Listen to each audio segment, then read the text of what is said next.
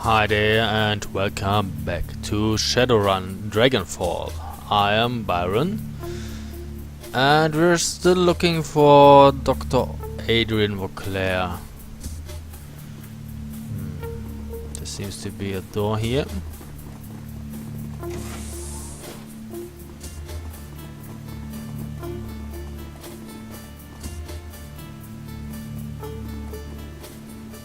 The old man behind the glass works feverishly at his console, glancing up at you when he can. A cigarette dangles from his mouth, its bluish smoke curling around his head. An overflowing ashtray sits on the lab table in front of him. The years have not been kind, but his features are instantly recognizable. Despite his age, he still has the strong chin and high cheekbones that you remember from Green Winter's DVD. This is Dr. Adrian Vauclair. As you approach, he stops what he is doing, a look of intense irritation on his face. He clears his throat and a harsh rasping sound emerges from the loudspeaker next to the glass. So you're the Shadowrunners Adrian warned me about. I assume there's a trail of corpses in your wake? And you must be Dr. Vauclair. That's right. I don't know why you insist on interfering with my work, but I assure you that's over now. He reaches down, flips the switch. You hear a loud thud and a click behind you as the door locks shut. You'll find that the blast door behind you is sealed and the laboratory you occupy is fully secured. An important precaution as we keep our test subjects in there, and they are far more dangerous than you. You will remain trapped in here for your own good, so that you can do no further harm.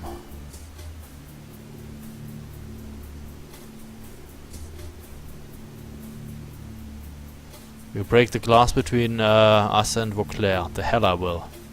You launch yourself at the window, your shoulder slamming into the hard surface with a heavy thud. Despite your best effort, the window doesn't budge. You will note that the window between us is made of transplast, quite unbreakable by any force or weaponry you possess. Now, I want to know why in hell you so violently interjected yourself into my business. First you break into my estate, which you don't even know it was mine apparently. Then you spend what I imagine must have been a small fortune to track me down. And finally, you locate my AI, destroy it, and drive all the way to the countryside to shoot your way into my laboratory. He leans forward, hands on the table, his eyes piercing. So I have to ask you, Shadowrunner, who are you and why in God's name are you here?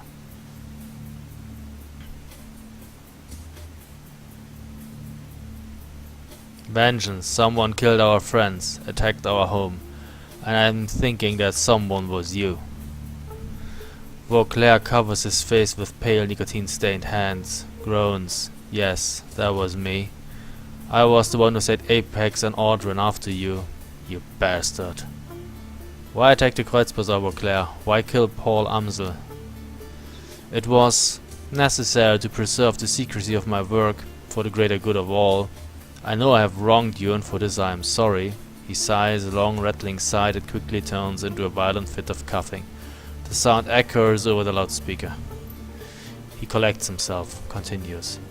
I don't expect you to understand, but I also do not have the time to explain it to you.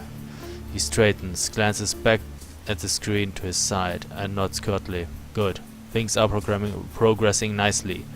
Now I must know, how did you learn I was still alive? How did you even know to look for me? Did someone send you?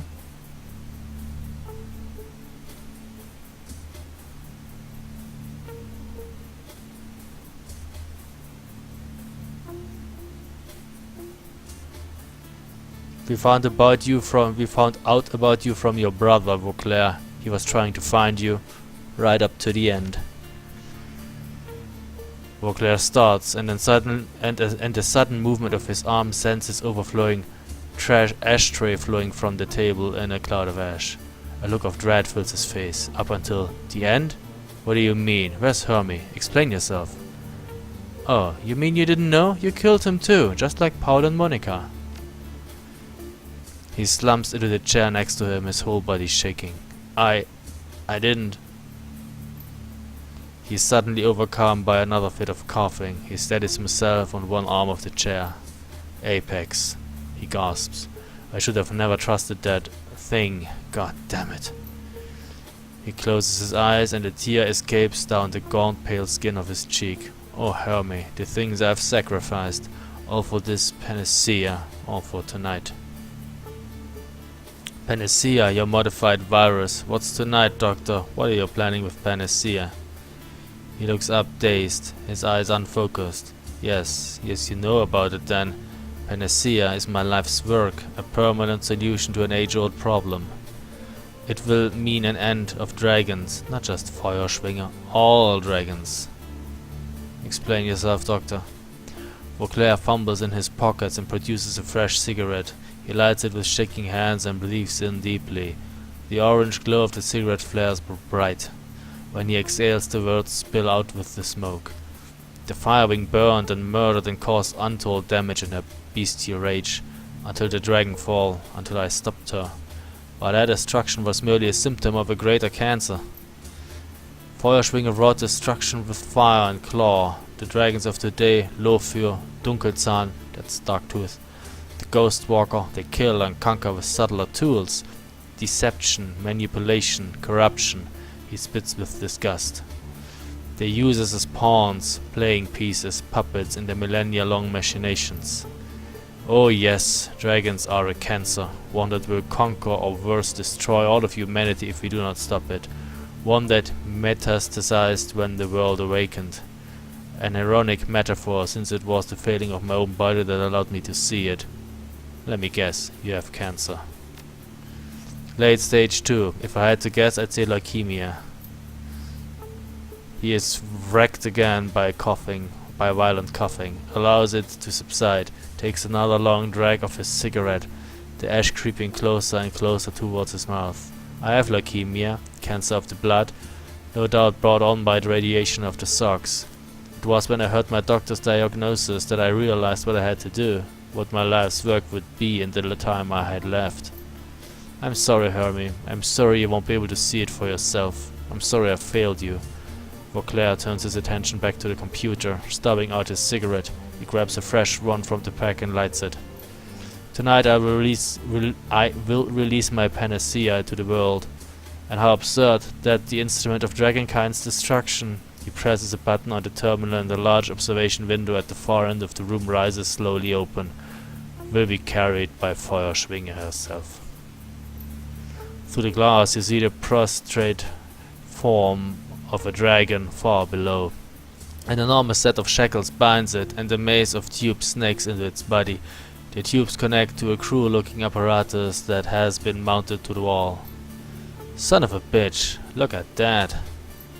He found the firewing alive in the socks after all. Tonight the firewing will fly again. Infected with panacea, she will slowly be destroyed from within.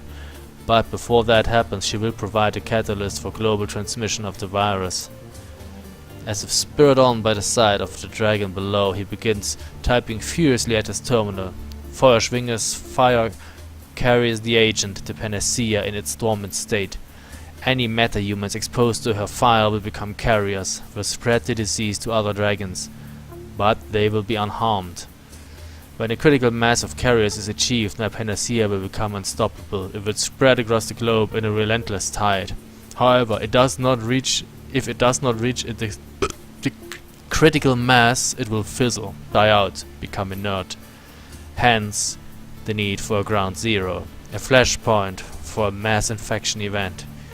He looks to the ceiling, mumbling to himself. I'm sorry, Hermie. I know how you loved your flux state, but that doesn't matter. It must be Berlin. So, to save the world, you need to kill thousands? Probably millions. He continues his work, filled with a feverish energy. For panacea to work, Berlin must burn. A sacrifice, one for the greater good. Feuerschwinger will breathe her infected fire upon Berlin. Thousands will die, and the virus will take to the air in the destruction. A critical mass of Berlin's meta-human population will be exposed, but no one will even think of to quarantine the city until it's too late. The flux state lacks any centralized authority. Corporations will activate their own. Thousands will flee the city, infected. Oh yes, Hermie, Berlin is the perfect flashpoint. He mutters, his voice growing more detached. Wasn't supposed to be tonight, no. But this little intervention of yours leaves us no choice, so let us see. He squints at his screen. Tonight's wind patterns dictate At ground zero be Tempelhof Schöneberg. Wait, where the airport is? Highly populated, the virus will spread quickly enough from there. That's only a few kilometers from the Kreuzbazaar.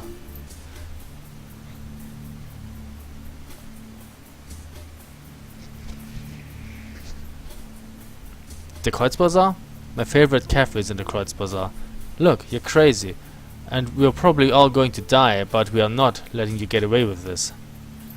Nonsense. You're sealed tight in that laboratory, impotent to stop me. Vauclair sighs, shuts his eyes tight, brings a shaking hand to his temple. I'm so sorry, but the sacrifice can't be helped. The old man eyes his cigarette butt in his hand, fishes out another from the pack and lights it with the first. Then he returns to his console, reaching to the side for a microphone. He mutters something into the receiver. You can just barely make out the sound of the name Adrian. When he turns to address you again, his voice is level, the shaking in his hand seems to have subsided. Security will be here soon. They will take care of you. I do not wish you to die. There will be enough of that tonight. So, all of this was worth killing your own brother for, eh? Vauclair's fist slams into the table, sending his cigarette flying in a cascade of sparks and ash. No! Nothing can make that right. Nothing. He runs a hand through his unkempt hair, blinking through a haze of sudden tears. Damn it, Hermie. Why couldn't you just let me go? Oh, did your brother die? That's funny, because you're about to murder my entire Keats. His eyes flash. It's not murder, Shadowrunner, it's sacrifice. Murder is selfish. Sacrifice is to do that which is necessary. Yeah, but you do this whole thing to make you feel better, to make you feel like a hero, like you saved humanity. That's selfish too, so that qualifies as murder. He wipes away the tears, looks you in the eye. This changes nothing. My brother's death only strengthens my resolve. Were I to stop now, his loss would be in vain. Berlin must be sacrificed. Look, ignoring the rest of this insane plan, how are you going to get Feuerschwinge to go along with it? Vauclair continues his work. Oh, that is simple enough. He gestures to his left. She has no choice. The gaunt woman in the containment cell stands rigidly, her face pressed against the glass, her haunted yellow eyes tracking your every move. She appears frightened, disoriented, lost. Her mouth moves silently, her voice muted by a glass cage. So, the stories Green Winters found were true. Feuerschwinge's astral form was separated from her body when she fell. You trapped it somehow. Yes, but that was later. In 2012 we took down Feuerschwinge with an experimental weapon. The weapon, suffice it to say, I couldn't predict how it would affect her. In 2036 I led a search team into the Sox. I had to know what had happened to her. We found her alive in a way. Apparently, the dragon's astral form had been ripped from her body by the weapon. It was trapped inside a young woman living in the Sox. A mob of glowpunks revered her, treated her like a goddess. I transported the young woman and the dragon's body here where I could study them. You mean that she's been in that cell for almost 20 years? The old man nods absently. No choice. A creature separated from its astral form cannot live more than a few hours before both die. It was the high-intensity radiation of the Sox combined with the magical creature inside it that allowed the woman to live as long as she did. So, Vauclair seems almost eager to explain. The environment within her containment chamber mirrors that of the Sox. It has allowed us to keep Feuerschwinge alive by all these years while her bestial shell remains chained below. Now, as for her body, that will be as simple as well. We have drilled a series of electrical charges directly into her skull. When we release the dragon body, empty of its astral form, we will trigger all the vicious instincts and primal urges left in her reptile brain. She will unleash her fire where we command it. I'd go insane if I was trapped like that for 20 years. He shakes his head. Misplaced empathy. That beast blazed a path of fury destruction across Germany. But no matter, I have more important things to do than to debate the morality of this with you. Feuerschwinge must fly. Berlin must be sacrificed, and it must be tonight. Now where's that damned Adrian? You don't burn a city and call it a sacrifice. You call it what it is. Mass murder. Vauclair stiffens. turning to face you. Anger washes across his face. Was it mass murder when America dropped the atomic bomb in Japan? The myopic would say yes, just as you are now. But they did it for a cause, to shorten the agony of war, to save the lives of thousands upon thousands of soldiers. Yeah, well, they decided it's better to kill Japanese civilians than to have, you know, American soldiers die when they try to invade Japan. It made sense from an American standpoint. The old man is trembling now. I'd do the same for the good of the world. I'm not buying a dog. Ending a war and exterminating an entire intelligent species are two very different things. Don't be so self-righteous. We drive new species to extinction every single year on this planet, yeah, but not intelligent ones. Dragons, at least, we have a cause to destroy. Humanity was born to reproduce, to multiply. But dragons were born to acquire, to accumulate, to hoard. Both strive to bend the world to their will. Humanity has conquered air, land and sea through sheer numbers. Dragons, however, employ different means altogether. Throughout history, they have allowed us to do the heavy lifting while they pull all the strings. Oh wait, so dragons aren't a new thing? They didn't, you know, arrive on this earth when magic appeared? They have been here for thousands of years? Then that means that dragons aren't so bad after all, because, well, humanity got to where it is while dragons were around all that time. So we can coexist for millennia. There's no need to extinguish them. It's not like a new, intelligent, more powerful species would arrive on the planet and threaten our existence, and then we would have to fight. There are 17 great dragons in the world today. 17 ancient worms, millennia old, slowly dividing the planet into 17 piles of gold to nest upon. Well, it didn't seem to work so far. In front of our eyes. Once upon a time, they burned castles to steal the treasure we collected, laid waste to entire armies. But here, the sixth world, it is no longer about tooth and claw and fiery breath. The old man's voice ceases with hatred. Now it's public relations, marketing, mergers and acquisitions. You see it every day. Dragons on the Tridio, in the boardrooms, they gather influence, wealth, power. Well, as humans do too. Continually hoarding until one of them sits atop it all. Perhaps not in this cycle of the world, perhaps not in the next, but one day one worm will stand alone, triumphant. It didn't happen in the millennia that passed before, so why can you be so sure that it will happen in the future?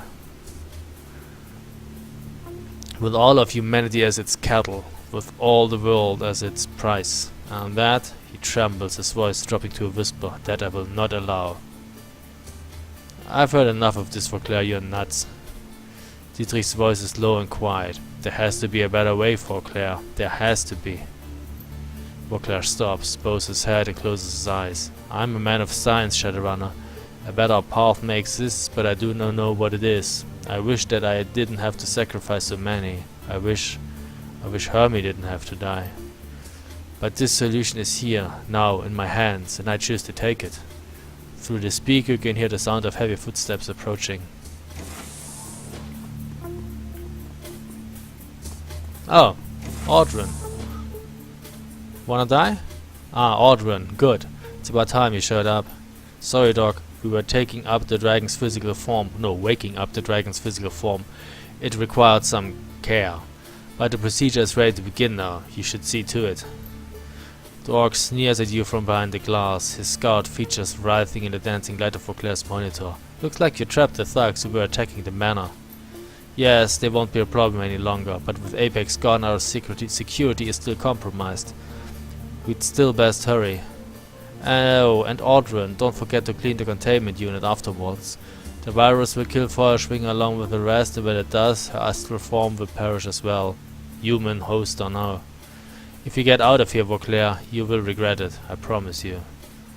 Adrian twists suddenly towards the glass. Quiet! Everything is ready in the chamber, Dr. Vauclair. I think you should start the procedure yourself. Vauclair brings his cigarette to his mouth and inhales sharply, holding it for a long moment. Yes, my friend. He looks to the ceiling. It's time, Hermie. Let's do some good. Vauclair stops out his last cigarette with a heavy sigh. I will begin the infusion process. Adrian, please make sure our guests here are securely locked away before you come down. I'm sorry, Anja Juliette Laval. Sorry for your friend Paul Amsel. Sorry for Miss Schäfer. Sorry for the Kreuzbazaar. Sorry for Berlin. I wish there were another way.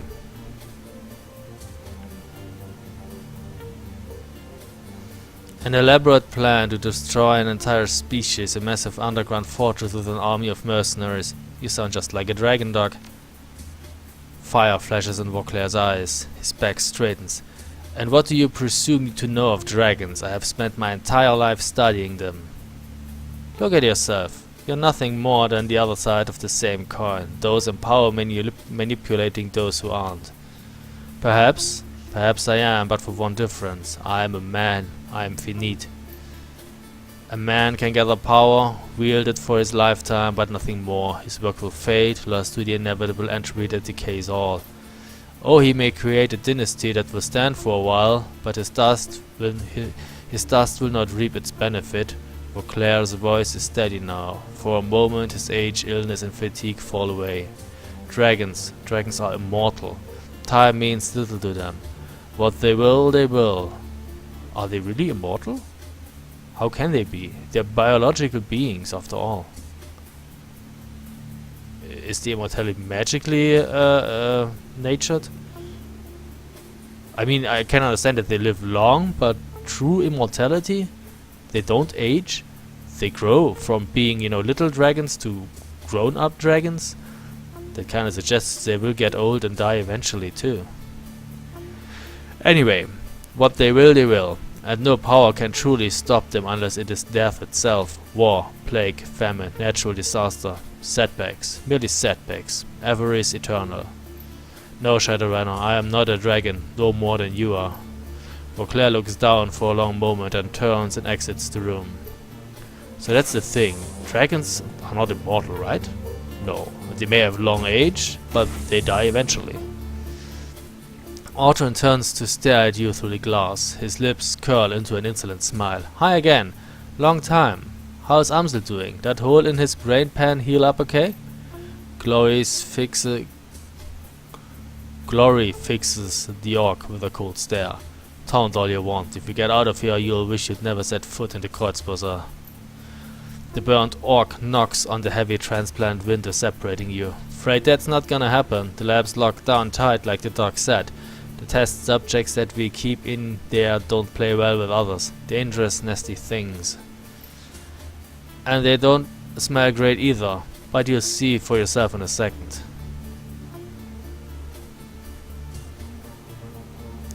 Been meaning to talk to you about that. You could use some deodorant yourself, big guy. Just think from your smoldering corpse will cover it, asshole. He checks the monitor. Listen, I gotta go. Have fun with the test subject while I'm gone. He grins and presses a switch on the console. You hear the hiss of the door sliding open nearby. If you're still alive when I get back, I'll put a bullet in you or something. Oh, you're welcome to try. So, what did you bring in here? An enemy. What's that? A fire drake. Okay. You know the drill. Haste.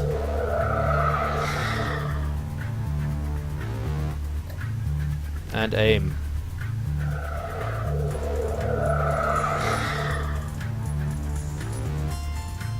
You activate your adrenaline contractor. Adrenaline contractor for the win.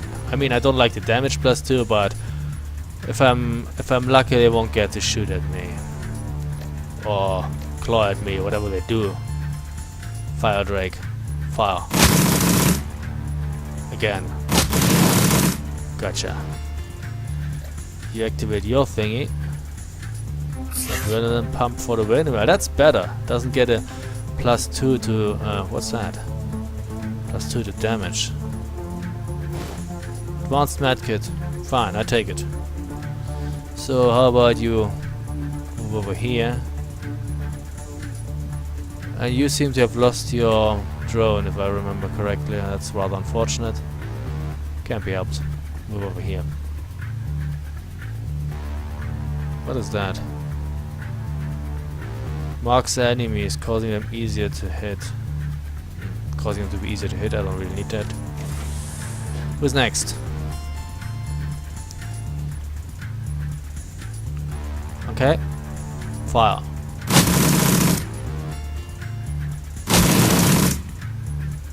You're dead, right? Yeah. Reload.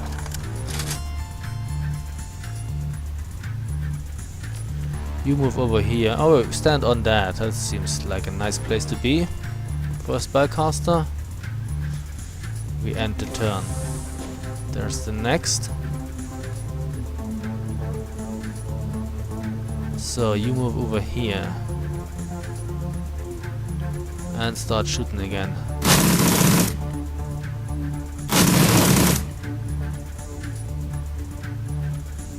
Nothing to do.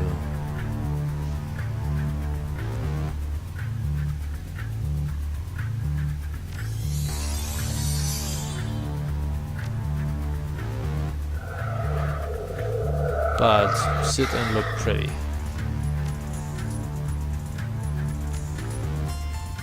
Yeah, end the bloody turn.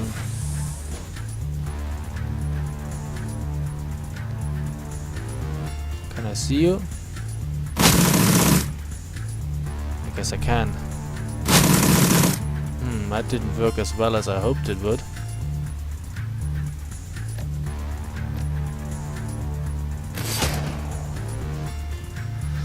Not good, not good. Aim.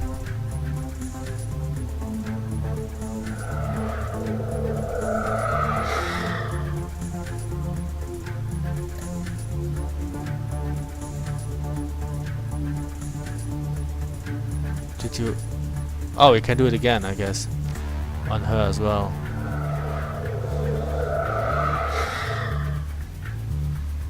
And I guess on you. So this ley line apparently reduces the cooldown.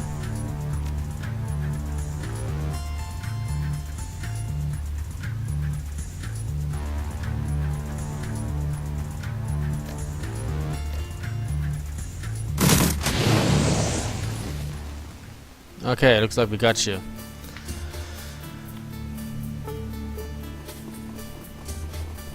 So, what about you? You safe? The gaunt woman pawns at the glass at your approach. Her haunted yellow eyes tracking your every move. Her eyes are not yellow. Maybe the irises are. When you activate the intercom, a green light activates inside the containment cell and she flinches up at it, startled. So you're an ancient dragon, huh? A small voice whispers through lips that barely move. It sounds hoarse and awkward, just like a rusty lock. Help, please, help. You don't look much like a dragon. Free me, please, you must. Let's think this through, Chief. Be careful. Is that girl still inside you, Feuerschwinger? Are you alone in there? Alone. Alone on the wind. Must stay aloft. Ride the thermals. Make the wind work for me. So tired. So very tired now. Her yellow eyes lock on yours. Focus hard. Free me, Vauclair. Free me or burn. I'm not Vauclair. Realization mixed with pity appears on Dietrich's face. My God. Feuerschwinger's astral form has been trapped in that woman for 20 years. And she's been confined to this cage for 20. That's torture. He returns to you, collected. Nothing deserves this, Anya Juliette Laval, but all the same we can't just set her free. At the sound of the word free, the woman's eyes open wide and she presses her hands to the glass. Free, yes, free! Free me and I will return to the mountain. And I will sleep until the next age of this world. And I will not harm another soul. Just free me, free me, free! As quick as it appeared, her energy drains away. Must stay aloft. Help you. grant you release from here, and you will repay in kind. Yes, yes, yes. There's a panel in the floor, behind you. Drop down into the guts of this place. The guts, find the guts. By my body, the machine. Break it, break it, break it. No promises, dragon. A voice roars out of her from somewhere deep inside the frail woman. Free me! Free me, or the flesh will be raked from your bones. Burn you to cinders, burn you to ash, burn you to nothing. This I swear, little woman. She seems angry. So, we have to descend to the levels below. It would probably be here. Well, at least if the dragon in that is in that form, I'm not really that afraid of it. She can't do much, but you cannot live 20 years in that. There's not even enough space to lie on the floor and sleep. What does it say here? Caution. Radioactivity. Anyway, let's get done.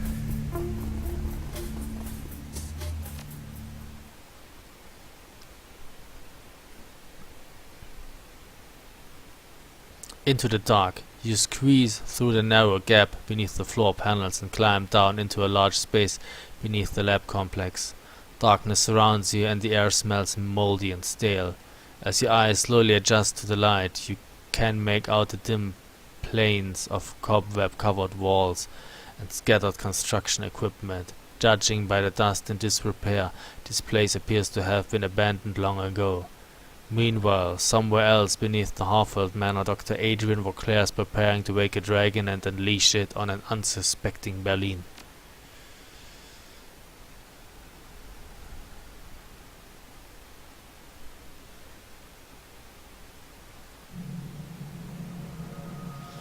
Where the hell are we? It looks abandoned.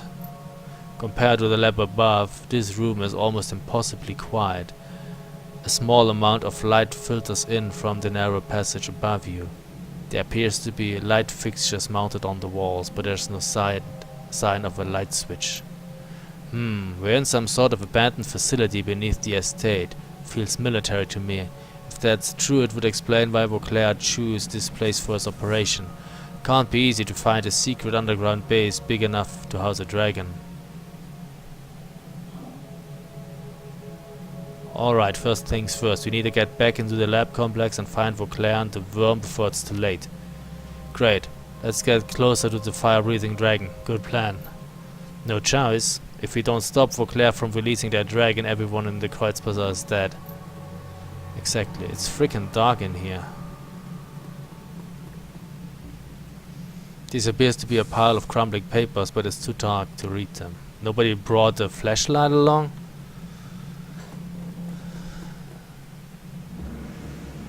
This is a small sealed plastic can of regular gasoline. We take it. It's freaking dark in here.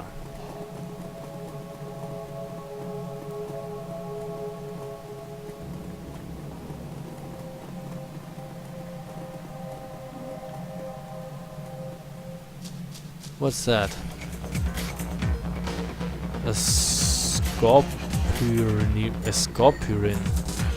Well, is it a scorpion? I don't care what it is, I kill it.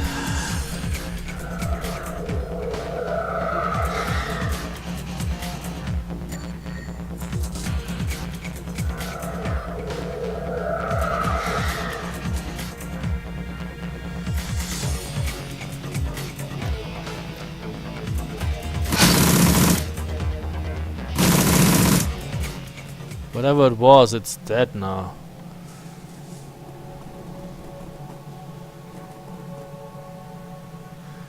This is a small barrel of diesel fuel. If we take that too. Looks like they had a gas station down there.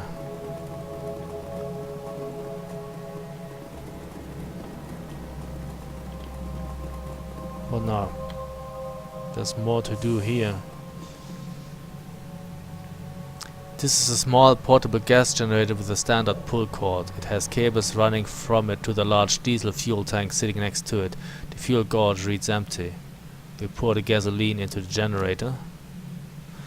The entire container of gas easily pours into the tank, and we pull the start cord. The little generator chugs to life. Okay. This is a large diesel generator with an electric starter. The fuel tank reads empty. Its readouts are lit and it appears to be functional. Add the diesel fuel. With a hollow splash, the contents of the fuel container are emptied. Okay, now we have 3% fuel. That should be enough. Try to start the generator.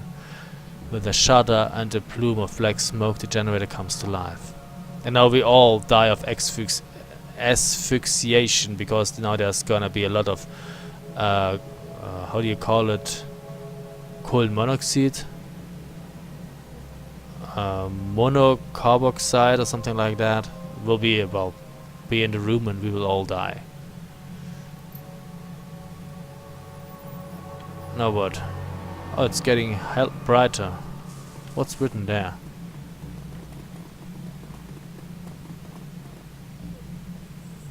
That's Russian.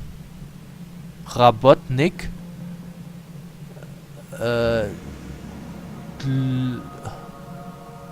Naveseki. Rabotnik probably means worker. Can't read the rest. Borvata. Oh, my Russian is not very good, as you might imagine. Actually, it's pretty bad. So, what do you have here? This appears to be a pile of crumbling papers. Take a closer look at the papers. At the lightest touch, the papers crumble to dust. You can make out one small scrap that still contains legible writing. Look, Jörg, I don't care what you heard down there. Just because you heard something and a few people got sick from some weird disease doesn't mean that there are monsters wandering about. We've got to finish our blasting or we won't get paid. No amount of weirdness is going to change that. Oh, and tell me where that glowing rock you saw was when you get back. Who knows, it might be worth something. Yeah, a glowing rock is probably radioactive. You might not want to touch that. So, what else?